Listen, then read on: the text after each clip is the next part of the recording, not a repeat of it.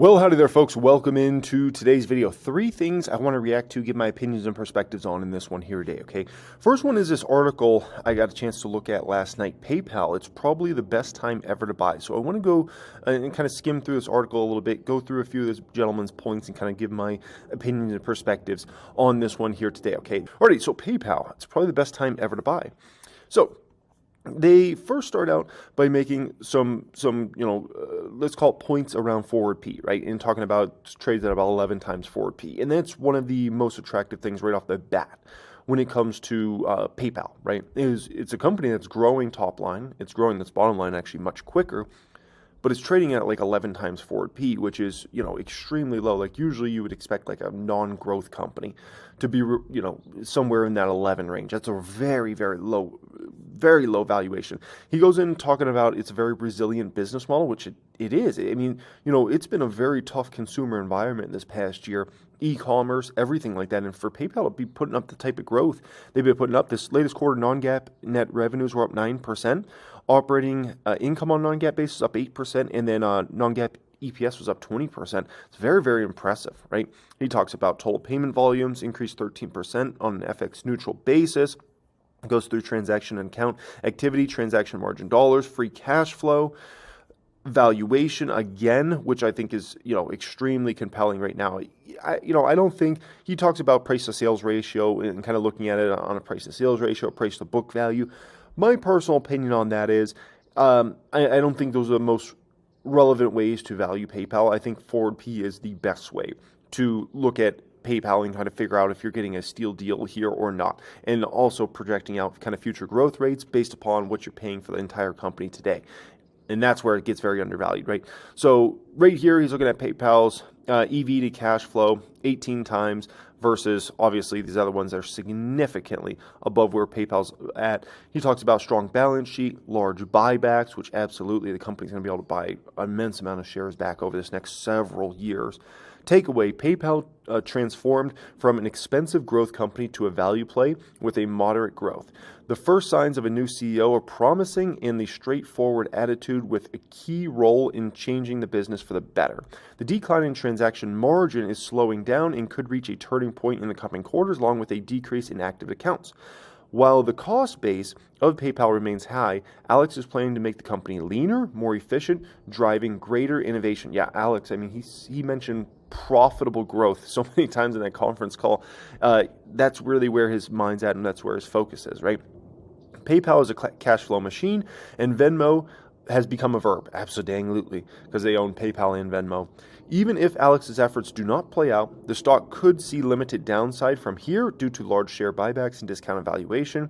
I rate PayPal a strong buy at today's prices. I feel rather confident the new CEO will perform well considering his passion and drive to create value. The stock price is currently rather stagnant as investors are waiting to see more of Alex. Once progress is visible over the next few quarters, we should start to see positive momentum. Yeah, I think there's going to be a lot of positive momentum that comes into not only the company, but the stock price as well in 2024. And I think this will go from being a very disliked, hated stock to a very beloved, loved stock. And things flip fast in the market. I mean, they flip very, very fast. We go back 6-7 years ago, PayPal was kind of seen as okay, good company. It was liked by Wall Street. We go back 3 years ago, 4 years ago, it was suddenly a loved company. It was one of the most loved companies in the market. Today, it's an extremely hated stock by Wall Street. Things flip around pretty quickly, and the sentiment can change in a stock very quickly. And when I see PayPal, I see growth levers all over the place. Between PayPal, Venmo, Braintree, and inside each of those businesses, there's so many growth levers. I'm talking about in terms of revenue, in terms of bottom line, a lean, efficient organization. I mean, my gosh, I sleep very well at night buying PayPal. Guess what? Today, I bought PayPal. I bought PayPal shares literally today. And I'm going to continue to buy PayPal shares at least through the remainder of this year, and likely I'll stop buying at some point in the first quarter next year. So, yeah, man, there's growth levers all over this company. And you might say, what is my long-term price target for PayPal stock? When I say long-term price target, I'm talking in the next 3 years. You want to know it?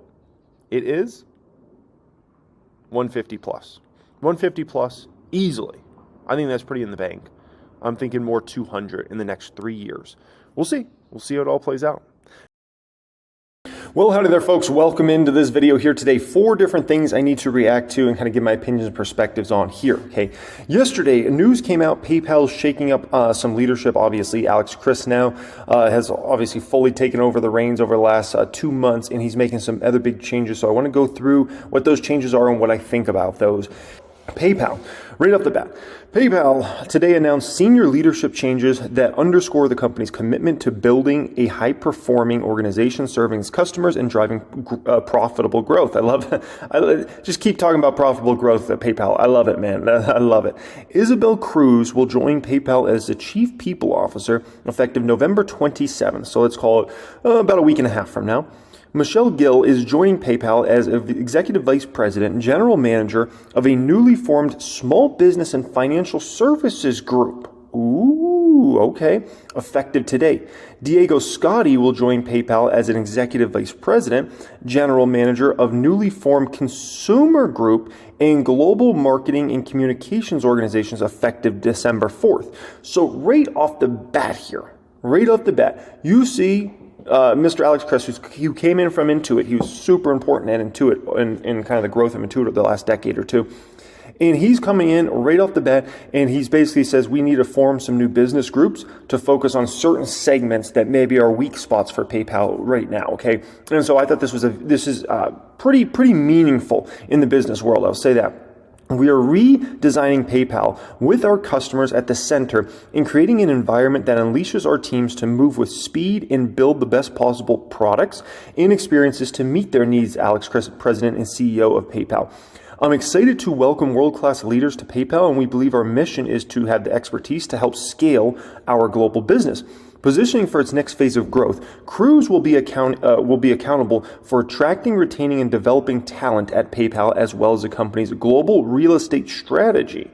Cruz joins PayPal from Walmart, where she was most recently Senior Vice President and People Leader for Walmart's global technology services and corporate teams, leading talent strategies and people initiatives supporting more than 30,000 associates globally. Cruz previously led the people function at Walmart's U.S. e-commerce business.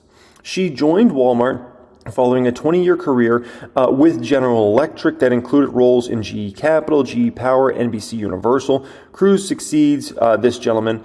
Now, to establish clear accountability in how PayPal serves end-to-end customer needs, the company is establishing 3 new business units aligned with the customers it serves: consumer, small business, and large enterprise. That gives you a lot of focus on, what PayPal is really up to here, right? By organizing our teams into defined business units, we focus on what's most important to our customers, leveraging the power of our data and platform to deliver with increased speed, package our innovation in a way that differentiates us in the market. This will position us to drive meaningful growth for the company, said Chriss. Scotti will be accountable for bringing PayPal's breadth of consumer products and services together in a cohesive, integrated, and seamless customer experience and value proposition. He will also lead PayPal's global marketing and communications to drive enhanced brand awareness and use for PayPal and Venmo. Scotti joins PayPal from Verizon, where he was most recently Executive Vice President and Chief Marketing Officer. Under Scotty's leadership, when I just think about Verizon, I think about all the ads on TV all the time. Verizon brought together all areas touching the consumer, the brand, and Verizon's reputation, including customer acquisition and loyalty data and insights, communication, social responsibility, and the Verizon Foundation. Scotty previously served as a chief marketing officer of J.Crew prior to that. And, he was at Vogue and American Express before there. Gill will be accountable for bringing together the ecosystem of products and services that will help small business owners run and grow their business in the unified offering. Now, this is a super important segment, super important for PayPal, that they get small business right in a massive, massive way. And if you really think about PayPal and Venmo, you really think about them and how successful they are, really on the front of like a consumer, like me or whoever, like using PayPal or using Venmo as a service, right? But the small business unit is so dang important for the Braintree side and the PayPal side, and making sure they have good relationships. I think one of the reasons the board of directors brought in Alex Chris from Intuit, guess where Intuit's sweet spot is? Small business. Small business is the sweet spot of Intuit. Like that's what they dominate. Like if you have a small business, there's a high probability you might use QuickBooks for your business, okay? And TurboTax and those other various products that they have over there. So I thought this is very important that they're going to be very focused on small business also. Gil was in the past, many years ago, a lot of small businesses had negative things to say maybe about PayPal. Gil was previously Senior Vice President, QuickBooks Money Platform at Intuit. Prior to Intuit, Gil was a CFO and Executive Vice President of Consumer Lending and Capital Markets at SoFi. She is credited with bringing together multiple lending businesses under a single umbrella, streamlining engineering and product teams. So he's brought in this individual essentially from Intuit, right? But previously they were at SoFi. So that's pretty powerful. And before that, they were at Goldman Sachs for 14 years. Okay, that's impressive. That's an impressive resume. When you were, a very important person in Intuit, you were also a key person at SoFi, and you worked for Goldman Sachs for 14 years. Those are high-performing cultures, especially Goldman Sachs, so that's very, very impressive. As part of these leadership changes, PayPal veteran Frank Keller has been appointed Senior Vice President and General Manager of PayPal's large enterprise and merchant platform group, effective immediately. Both Keller and Patel, the current Senior Vice President General Counsel, will join the company's senior leadership team, reporting to Chris. Okay, so Chris has got the team. I don't think he's going to have to make any other big moves now at this point in time. It looks like he's got everything kind of lined up that he needs to have lined up for 2024, and now it's just about execution. So as a PayPal shareholder, somebody that's been starting to buy the stock very heavily over the last several months and plans to continue to over the next several months, pleased with these changes, and I think they're going to be very positive overall. So good. Okay. Well, howdy there, folks. Welcome into today's video. 7 stocks to speak about in this one here today. PayPal, definitely got a lot to share in regards to PayPal. So PayPal, I put out my price projection here today. I expect PayPal to be $150 plus in 3 years. So we're going to go through in this video later on exactly how I get there, why I think it's going to be $150 plus in 3 years. The next issue I'm kind of running into is SoFi. Let's say I think this is accurate and I think this is accurate. Let's say I find that and I'm like, okay, I think it's actually a decent value and decent buy. The other problem is I'm looking out there and I'm like, okay, there's a finite amount of money to go around, right? So I'm saying, do I put that money in SoFi or do I put that money in PayPal?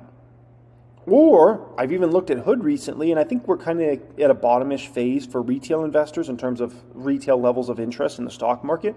I think we're kind of bottoming that out over this next few months. And I actually wouldn't be surprised if Robinhood starts to grow users at some point in 2024, as some people start to slowly trickle back into the stock market in future years, 2024, 2025, 2026. And so I've even looked at Hood recently. I'm like, man, maybe Hood might be interesting. But that's the other trouble is, even if I find SoFi numbers somewhat attractive here to finish out my research, I'm like, am I going to buy PayPal with the money, SoFi, or Hood? So that's another thing I got to kind of figure out. So SoFi, I would say I like what I see, but I don't love what I see. And sometimes it's hard, and especially when you're on a market where we got a lot of discounts on a lot of stocks out there, a lot of small caps, dividend stocks, even some tech stocks, where it's like, do I put money in a stock I like versus stocks I love, right? On the fundamental basis, on the income statement, balance sheet basis, on the valuation basis, right? All those sorts of things. So I got a little bit more work to do in regards to SoFi before I could say, okay, I'm going to go ahead and buy shares there, okay? That leads us into PayPal, right? We just spoke about, mentioned PayPal here, money versus SoFi versus PayPal versus other stocks, right? And so in today's video, I reacted to a bunch of different things, and I also gave it my price target up randomly in that video of, like, I think PayPal's going to be $150 plus in 36 months from now, okay? It's very possible it could be that a whole lot sooner, but that's kind of my prediction there, right? Now, how do I get there? It's math, okay? So 2026, I have them doing pretty easy earnings per share of $7 based upon the revenue growth rates I have, based upon kind of where the company's growing their EPS right now versus where I think they're going to grow it in a few years from now. Based upon how many shares I think they're going to buy back over the next few years, I think $7 is pretty in the bag for 2026. Now, 2026, I think the company should command an easy PE of about 25.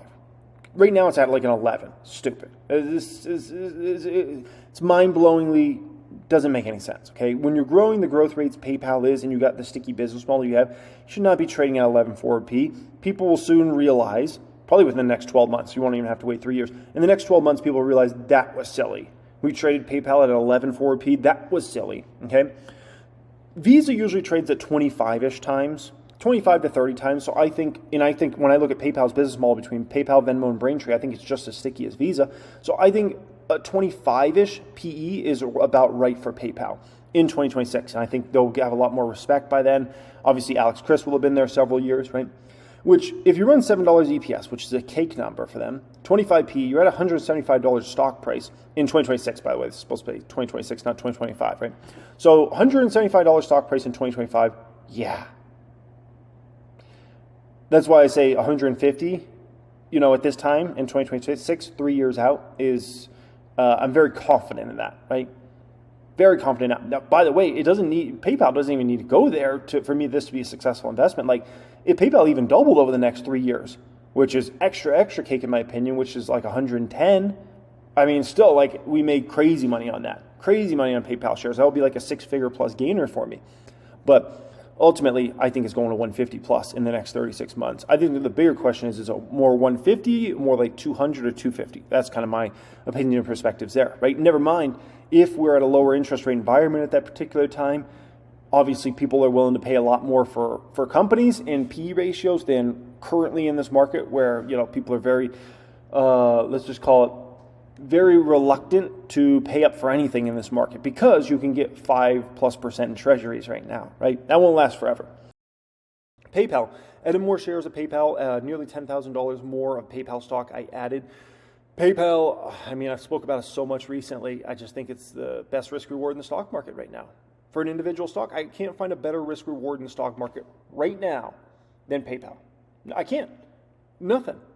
When I think about, like, what are the chances I lose 50% on the stock over the next, 3 years versus make, a double up over the next 3 years? Like, I can't find anything better. It's the best I've seen since Meta. PayPal, Venmo, Braintree side of their business, Alex Chris coming in, like, I'll take my chances when I'm buying a company at a forward P of like 11, when they have bottom line growth in recent quarters of like, double digits, when they have double digit bottom line growth and then they have like 8% revenue growth over the last few quarters, and I'm paying like a forward P of like 11 for that company, and they got a new management team coming in that, is pretty darn impressive, I'll take the risk reward on that. If PayPal's at a 35 forward P right now, I probably don't take that risk. But at 11 forward P, give me it. I also hedged a little bit more. Obviously, I need to have hedges for next year just in case the big recession hits and it all goes boom, boom, boom, okay? Which is always a potential. And so I have many hedges on in the public account. One of them is Toll Brothers, so I add a little more to my Toll Brothers hedge there. And, the way I kind of think about that is, let's say there's a scenario where the stock market tanks for whatever reason, okay? In the summertime next year, something like that, okay? It would be likely, using an example of where the stock market tanks in the summer, I would probably sell out of that like in the fall time. All my hedges probably. In the fall time, winter time, go ahead and cash out of those. Because almost all my hedges in that portfolio, and pretty much all my hedges in general, they all expire around the end of 2024 or the beginning of 2025. And so at that moment, I go ahead and move out of those hedge positions, and probably with huge profits, and then go ahead and funnel that money straight into, I would say, whatever the most beaten down dog stocks are that I love at that particular time. We'll just put it like that, okay?